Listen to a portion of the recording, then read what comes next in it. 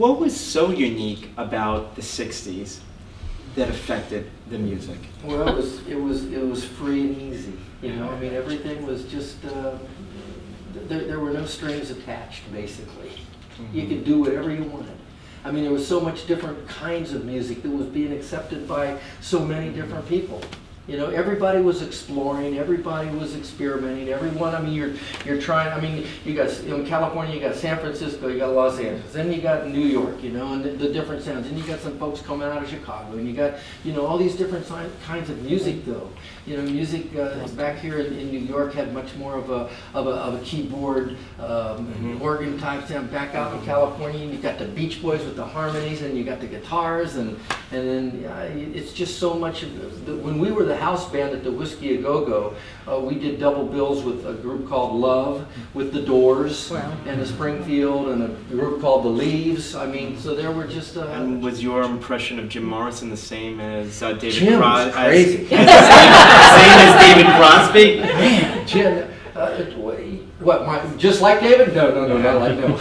No, but Jim was a different boy. I remember going into Whiskey, and you know the Whiskey, I don't think it was any deeper than, I don't know, maybe right to that wall right there. It was really, really small. But, you know, the Doors are up there playing, and I hear a voice, but I don't see this guy anywhere. Where is this guy that's singing, you know? And he's laying on a stack of Fender Bassman amplifiers, singing like, you know, Singing This Is the End. He was an interesting fellow. So what changes? What changes from the 60s to the 70s? Because you feel it. It touches your soul, the music, Springfield, all of it. But something changes in the 70s, 80s, 90s. It hasn't been the same. What is it? I missed the 80s and the 90s myself. I think most people did. Yeah, I missed it. Obviously, going into the 70s, we, you know, I was starting Poco. So I was experimenting in a different vein at that. Well, I think there are some Pocoites here.